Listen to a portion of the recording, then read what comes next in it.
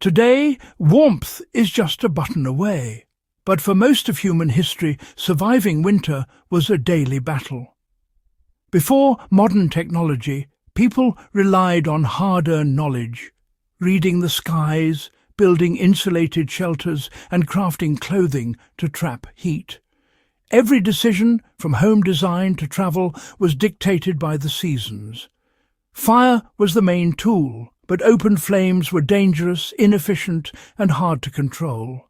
Smoke filled shelters, fuel was scarce, and a single mistake could be deadly.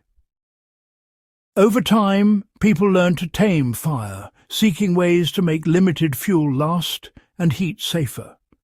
This drive for efficiency wasn't about comfort, it was about survival. In this context, some of the simplest, cleverest inventions were born. The Great Depression of the 1930s forced millions into homelessness, creating a transient population known as hobos. Survival was immediate and harsh, especially in winter. Open fires were impractical, fuel was scarce, and flames attracted unwanted attention. Hobos needed heat that was portable, discreet, and made from discarded materials.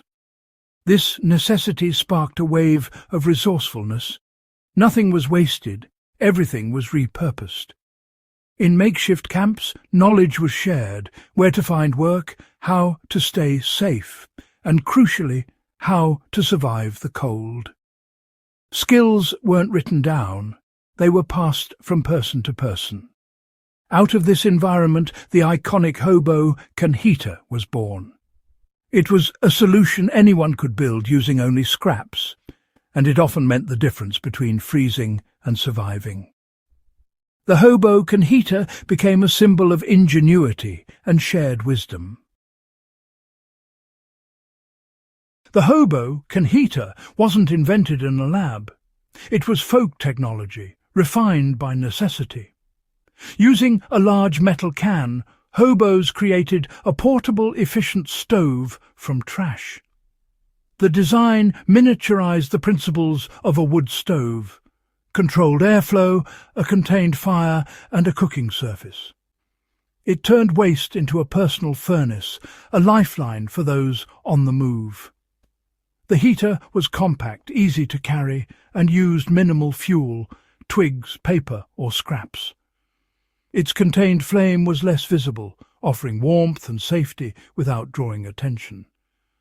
More than a tool, it was a symbol of self-reliance and dignity in hard times.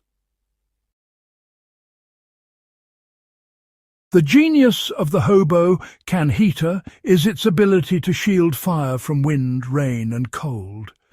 The can's metal walls act as a windbreak, letting the fire burn steadily.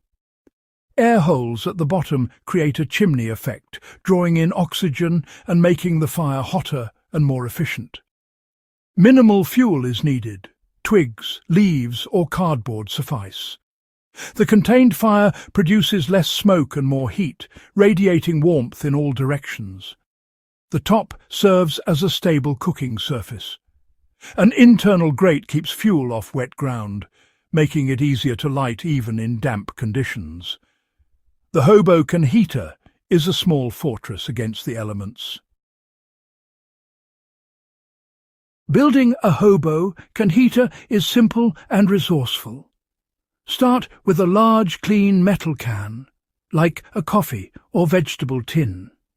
Use a can opener or knife to punch triangular holes near the bottom for airflow. Punching the holes inward creates flaps that elevate the fuel for better circulation. Cut a feed hole above the vents to add fuel without disturbing a pot on top. Add a grate inside, wire mesh, or a smaller can lid with holes to hold fuel above the bottom. Punch small holes around the top rim for exhaust, creating the chimney effect. Every part of the design serves a purpose: efficient burning, safe handling, and focused heat. With a few simple modifications, you have a portable, effective stove. It's a testament to turning scraps into survival tools. Even a small fire demands respect.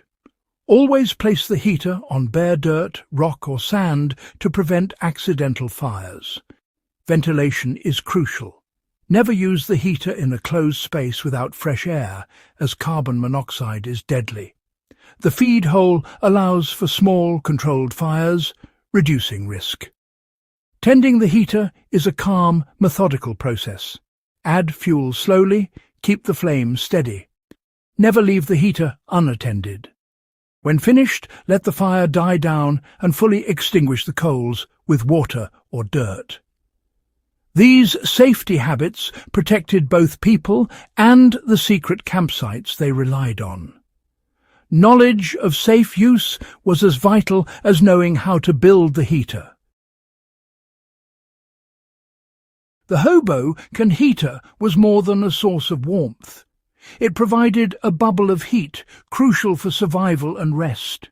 Its top became a stove, boiling water, cooking food, and offering comfort in a harsh world.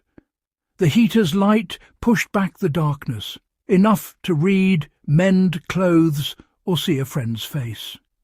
It could start a larger campfire if needed, saving time and effort.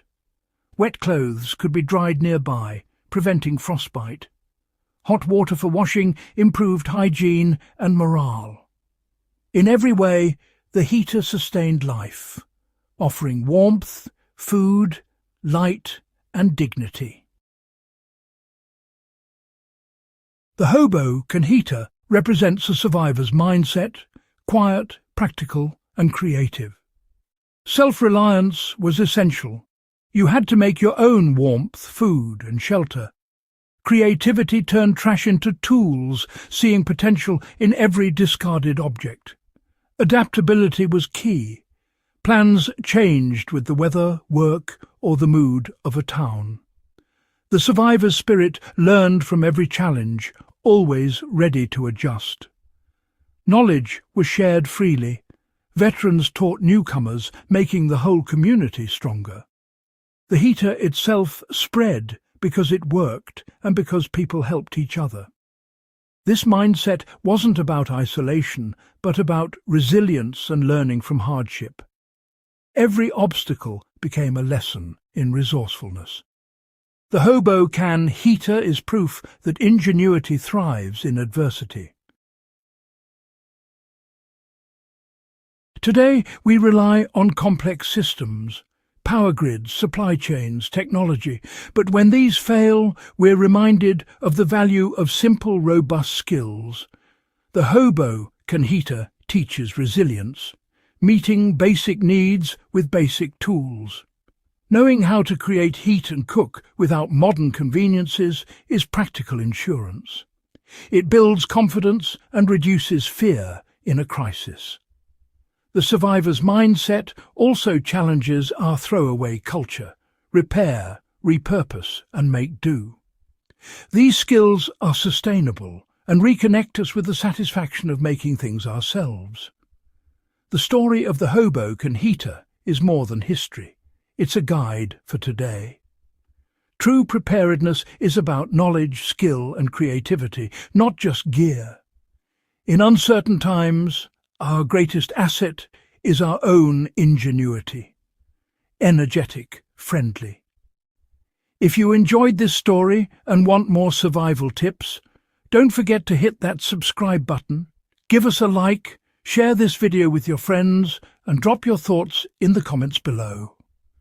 We love hearing from you. Let's keep learning and thriving together.